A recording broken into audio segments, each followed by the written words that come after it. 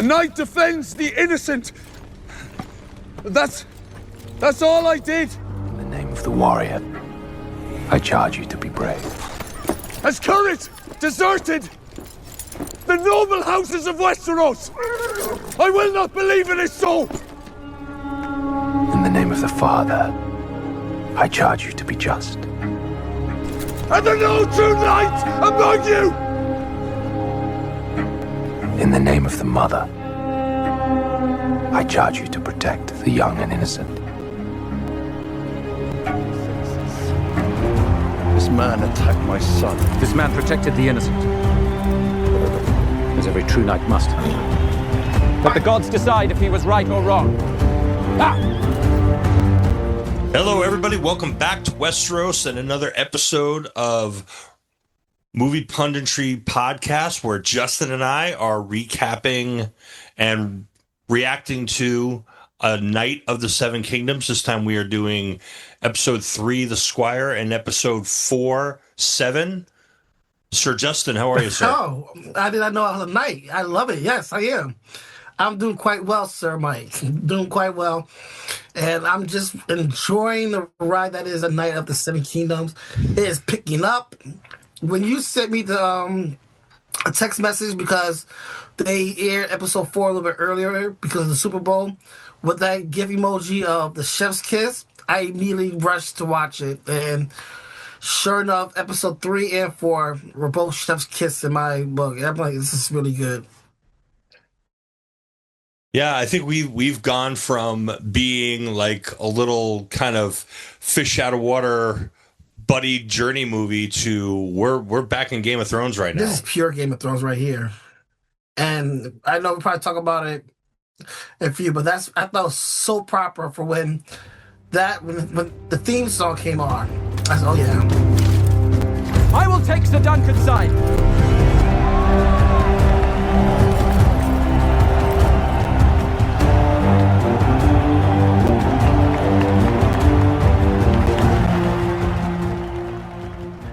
It just hit. It really, that old nostalgic feeling that I used to watch from watching Game of Thrones, even with House of Dragon. It came nice and clear while watching A Night of the Seven Kingdoms. I'm just like, this is amazing. Yeah, and it's great. You know, they saved it for a really dramatic moment, and the moment I think where we realize like we are back in Westeros, we are back in the Game of Thrones universe. We've done a little detour through the little buddy comedy, but now it's time to get on our horses and Yes! Kill some people. Next episode is gonna be a bloodbath, I'm hoping. So here's my question for you: who's the worst knight in the history of Westeros?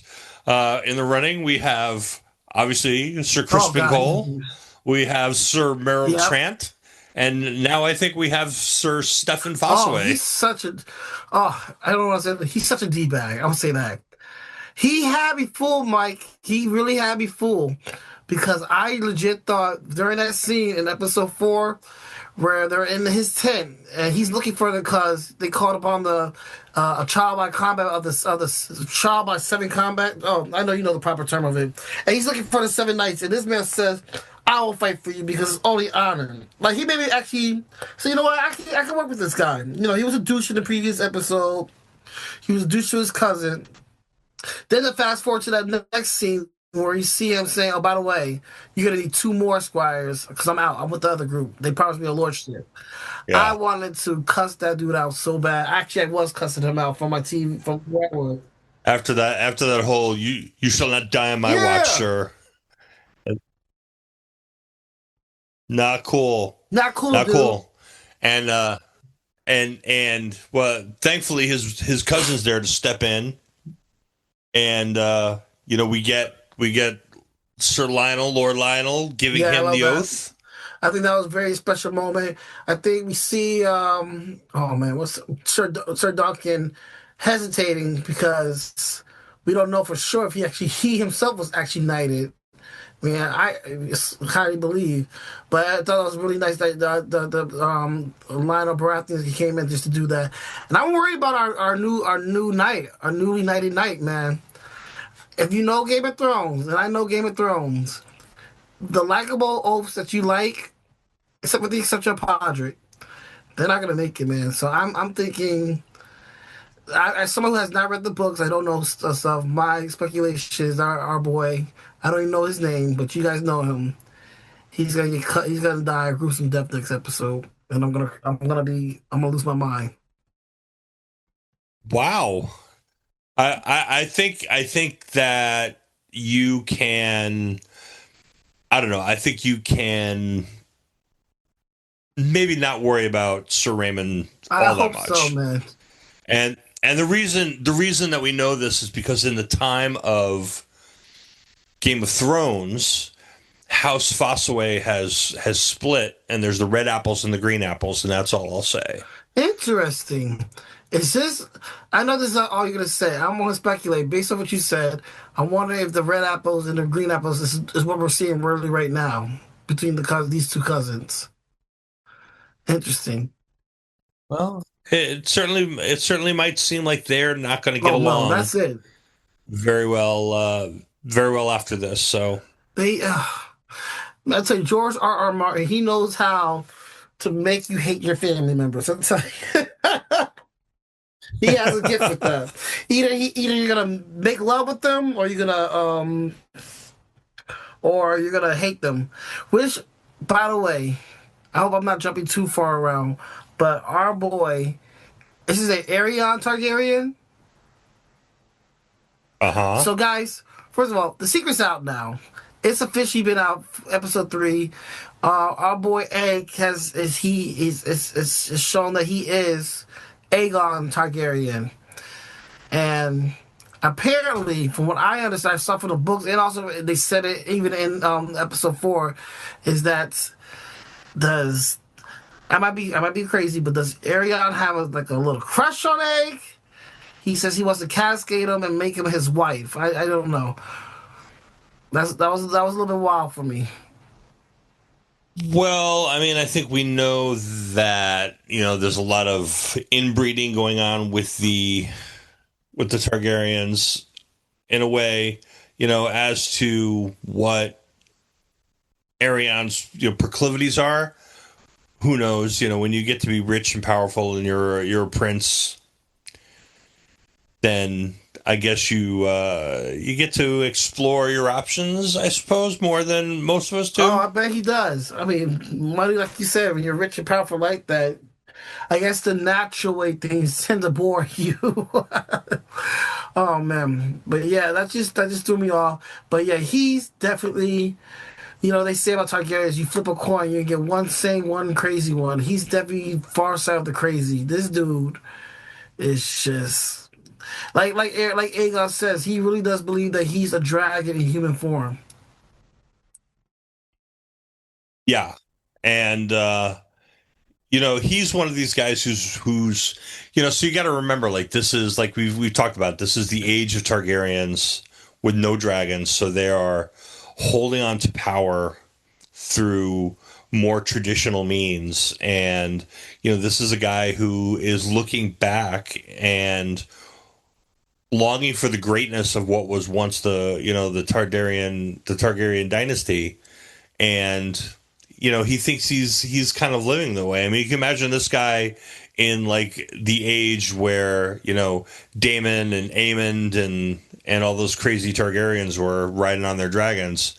He would have fit right in with those guys. But he lives in a different world now, and he's the second son of a fourth son, and he's basically got no responsibilities anywhere. He's not going to, and so he's just kind of doing whatever he feels to do to stay relevant, to stay in power, to keep people fearful of him and of the Targaryens, because he's one of these people who thinks that you have to rule through fear, unlike his uncle. I love him. Baelor, that's my dude. Who, is in a way is like kind of, I think he's like kind of shamed by Duncan. when they're having that meeting, and it's like, what would would you have done the same? And he's like, I might have, but I'm a prince of the realm, not a hedge knight. And Duncan's like, don't all knights say the same oath? One truth is beyond dispute. You laid hands upon the blood of the dragon. The girl's finger was snapped in half. No matter the cause, it is never wise to strike a king's grandson. And would you not have done the same? I might have. But I am a prince of the realm, not a hedge knight. Don't all knights make the same oath? And, I think Baelor had to take a little step back after that. Yeah. Because, it's almost as if Duncan is calling him out on what it means to be a knight. Dunk is one of these guys who's got, he's got kind of this idealistic view of chivalry and what knighthood means, right? When he gets up in front of everybody and he's like, have all courage left the great houses, I won't believe it. Yeah. Has courage deserted the noble houses of Westeros? I will not believe it is so!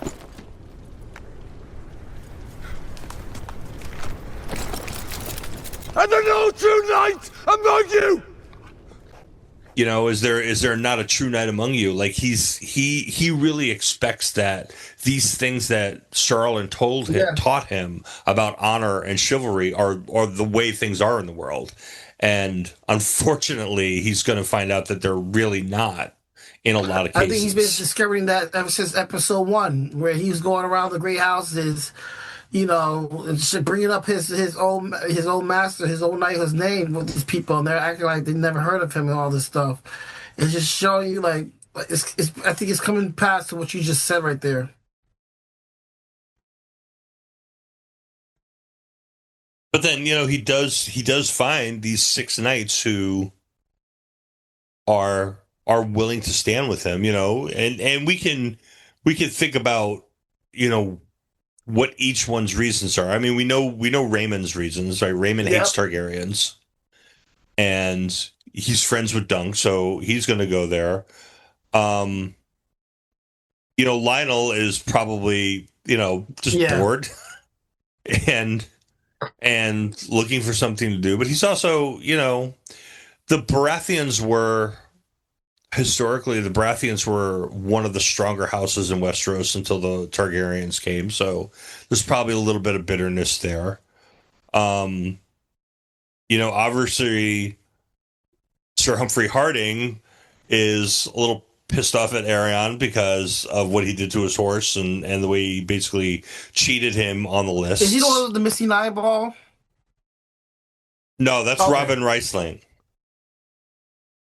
Yeah, so he's kind of an interesting, character. He lost an eye in a tournament, and it kind of drove him a little wacky. And so he talks about himself in the third person and in the plural and but he's got that great line, where Egg is like, you're the maddest knight in Westeros, and he's like, we are a vessel for the warrior. When madness is bidden, madness is delivered. It's like, that's good. He's this guy like, I'll bring you crazy. No, that reminds me of The Simpsons, where one of the Treehouse of Horrors, Homer's talking to Marge. He goes, no TV, no beer makes Homer go something, something. And because written all over the walls, Marge says, go crazy. And he goes, don't mind if I do. And he starts to go out crazy on stuff. So that just reminds me of that. We have Simpsons in Game of Thrones, John. Yeah. And then they didn't really bring him up, but the last member of the crew is their Humphrey Beesbury, who is Humphrey Harding's brother-in-law, and he has that gold mustache. Another one, yeah. So he's another one who is going to be in this thing, and I'm kind of wondering.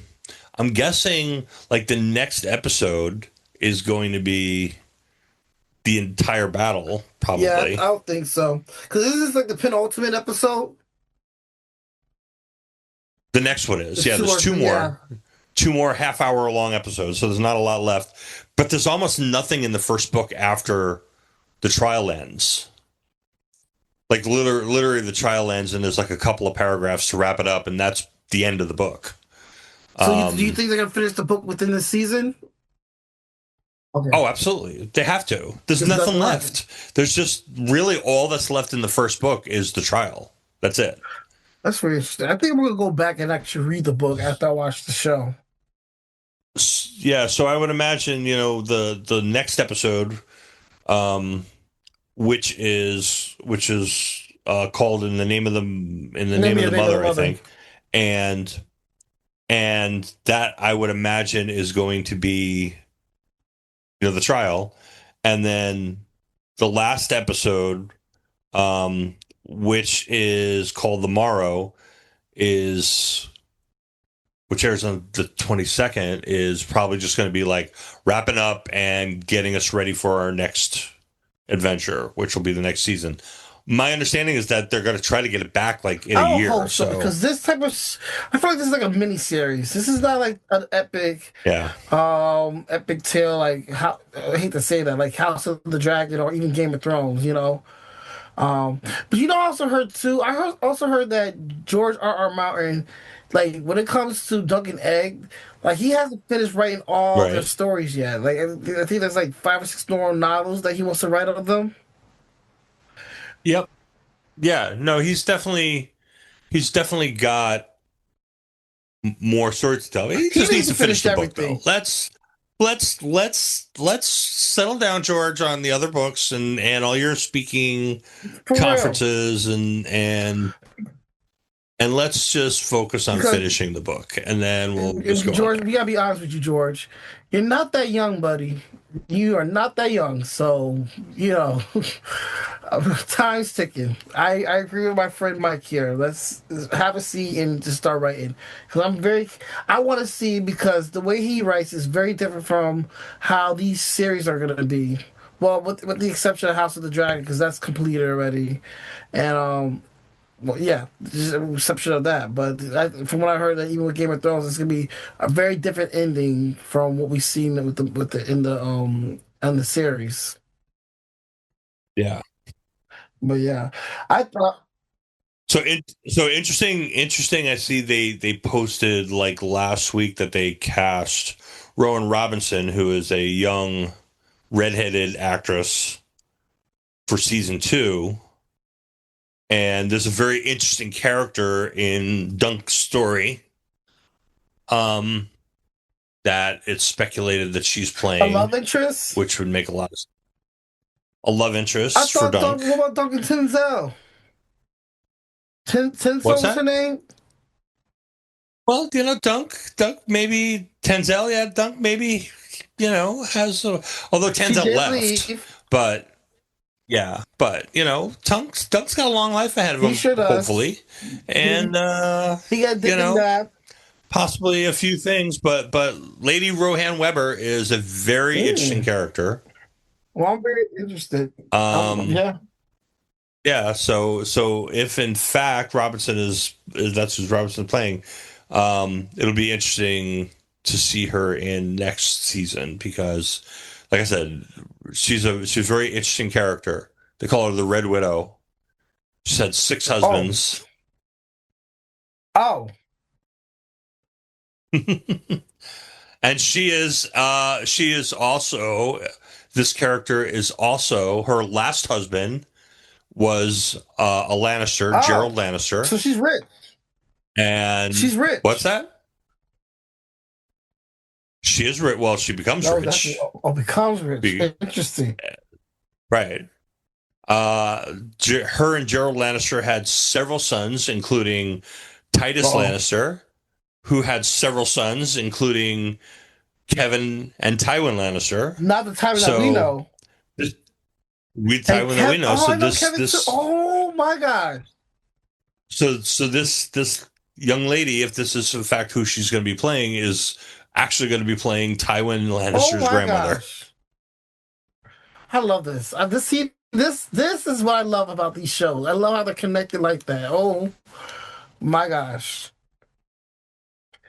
And yeah, Tyler actually, honestly, he's more and more as I watch like Game of Thrones and stuff like that, and I just get more and invested into the lore.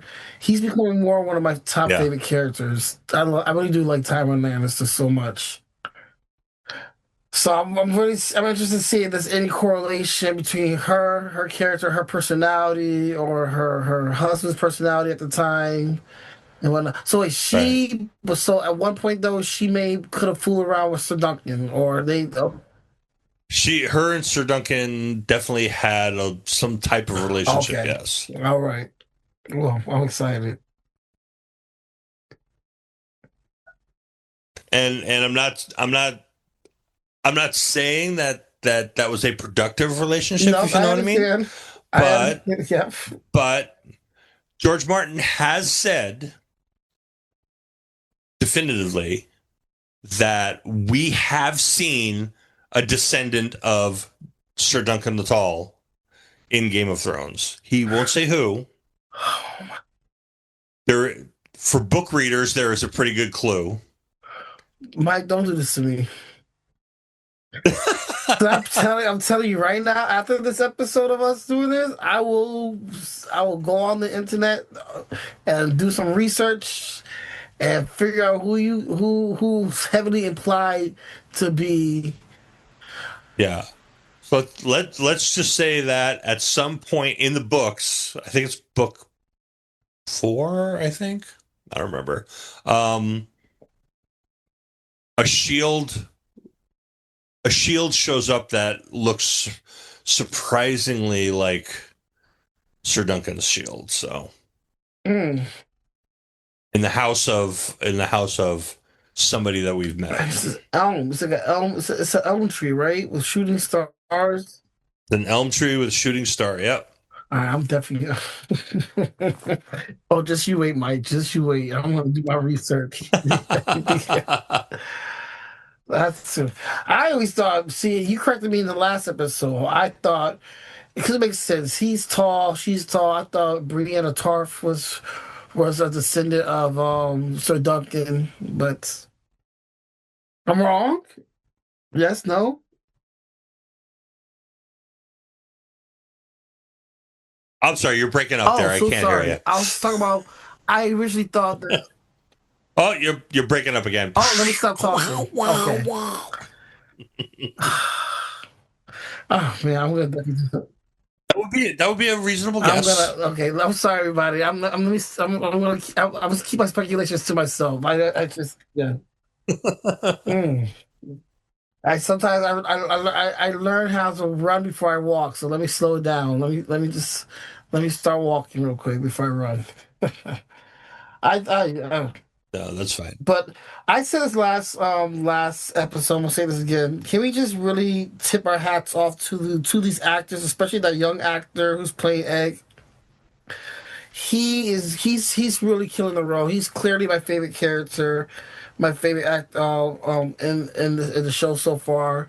I think that opening scene, first of all, his drip in episode 4 of the Targaryen clothes was incredible. Yeah. I, It's really the way he changes Yeah. on a dime yeah, from being Egg to Yeah. being Aegon. that's remarkable. That's some good acting. This is a little kid, no more Yeah. than 10 years old. I really felt it. You see the power that he has when he's in the chamber. He just leave the food, leave me be, and then he becomes so I want to say sympathetic maybe with towards Dunk. And Dunk, you can see Dunk is so angry. He's so confused because why would you lie? But then you go back to the kid, like you see the tears in his eyes, and he's really playing that part. Like I felt for him. He says he was really sorry. Oh man, I was getting emotional.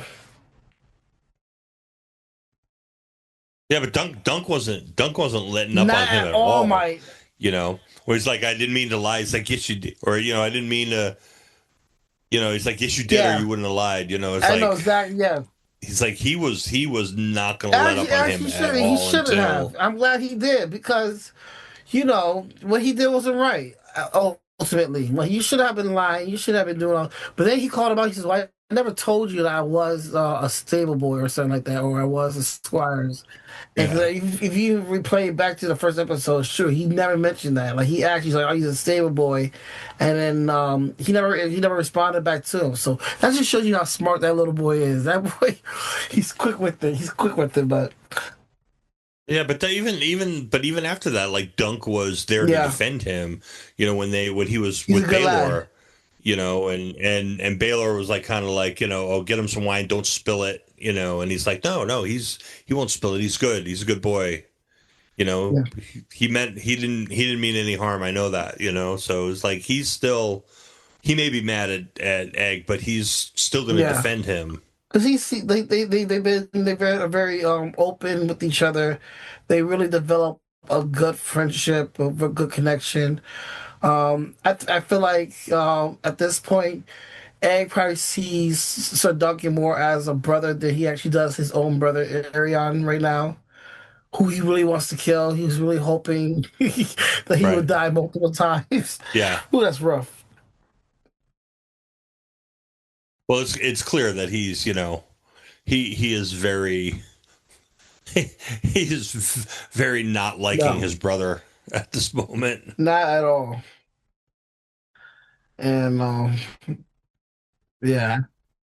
Or and I think he's a little more sympathetic towards Oh, Daron, because he was like, he was telling Dunk not to hurt, don't hurt him, and like they're trying to hatch this little plan, like, oh, just hit me in the yeah. He side said of he's the gonna take a head. dive.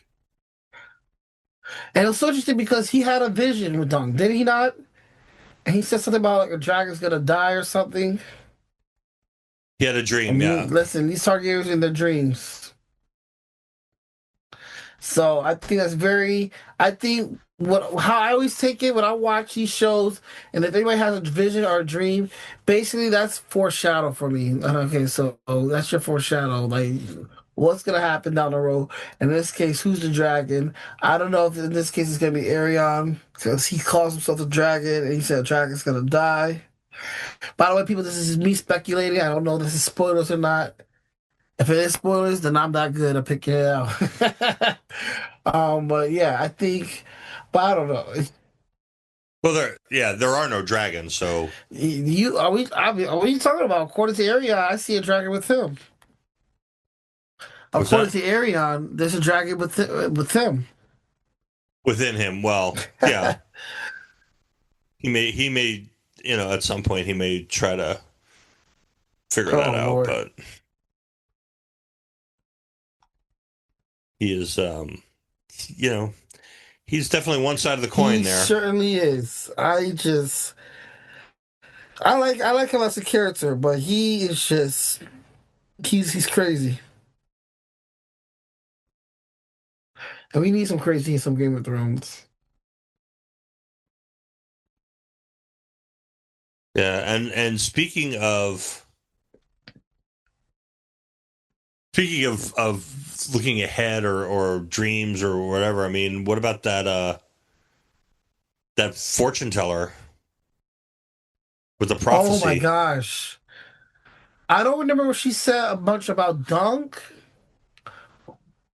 She said that he would know great success and be richer than a Oh, there we Lannister. go.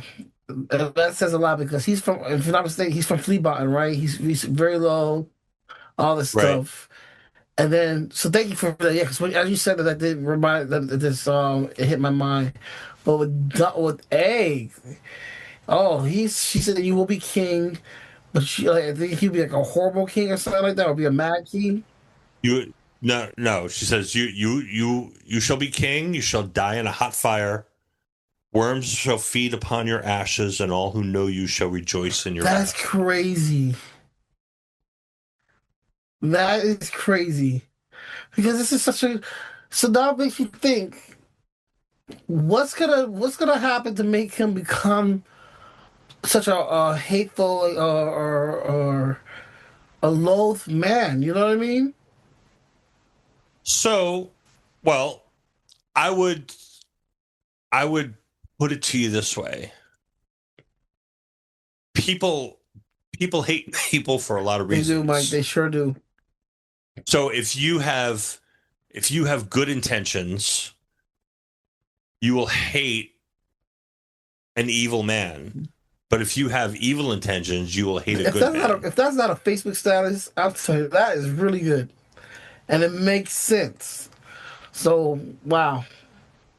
And we see, as you was talking about that, I'm just thinking about the theme of good people, noble people, not making it far in the world of Game of Thrones. They don't make it far at all. And that's very unfortunate just to hear, because I'm thinking of some characters I'm not gonna say for the sake of the series and whatnot, but I definitely see Aegon as someone who's really good, who's I think I don't know. First of all, that's another thing too. The fact that if he's gonna be king and he's the fourth son of the fourth of the whose father is also fourth in line, because he's a fourth son. Right. Like, what is gonna happen here? So a lot has to happen in order for him to be like that. And I'm just curious to see how he's gonna do it. That's why they call him Aegon the Unlikely. Yeah, there you go. That was very unlikely, because it is, it was almost impossible. Yeah. For him to become king, right? But we see his father, and his uncle who is the heir, and he has 3 older brothers. So Aegon has 3 older brothers. So we gotta wonder about them. Yeah. We know, to break these down, we know one of them is going to be Master Aemon. And once you go to the wall or to the Night's Watch, you give up all royalty and titles and whatnot. So he's no longer. Right. Well, he's a maester, so he's already done that. Maester. Yeah, I didn't realize that. I heard them say that. So wait.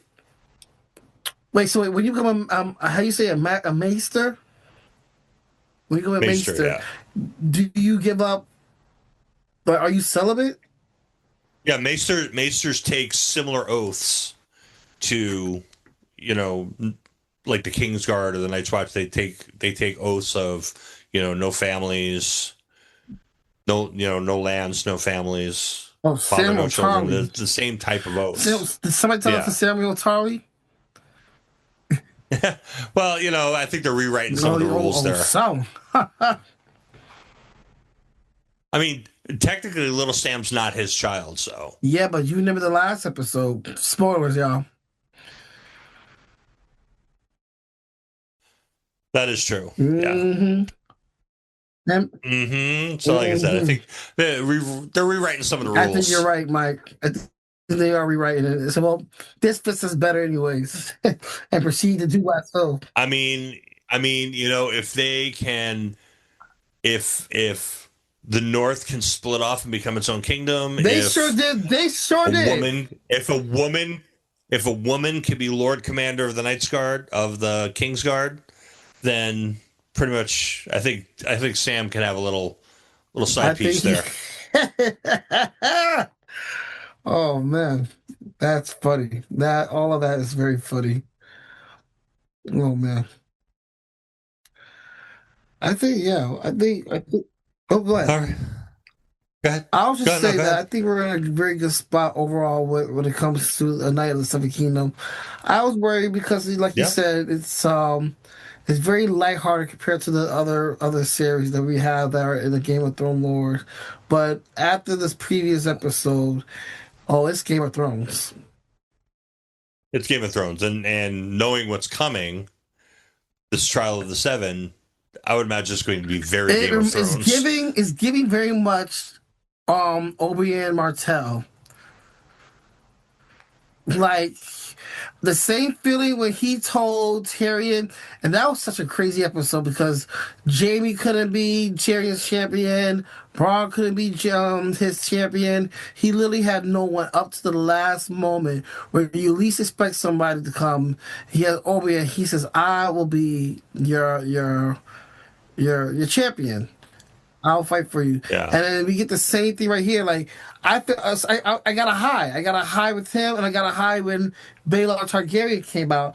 But Mike, as someone who has not read the book, I'm a little bit worried because I'm like, he's out here. And this is awesome, but I feel like something's gonna happen.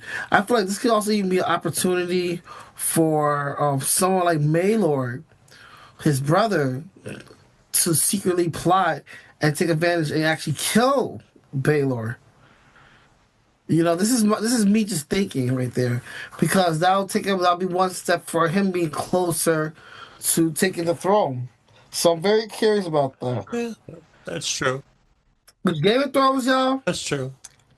With Game of Thrones, they don't play around. If they'll let you think things are going so well, and then they'll just whip it out of you. And you're right. You Mike knows, and that shock and that I'm like, oh my gosh, what did I just watch here? They're known for it. They love to do it. And fool me once, shame on you. But fool me 3, 4, 5 times, shame on me. But it's gonna be shame on me again because I'm falling for it once more. Yeah. So I think that I know we've done 2 and 2, but I think next week's episode is going to, I mean, it's only going to be half an hour, but I think it's going to be enough going on. I think we should probably just talk about that next week. I'm for it. I'm down. I'm ready. All right. So that's it. The Trial of the Seven shall commence, and then Justin and I will be back to break it all down for you.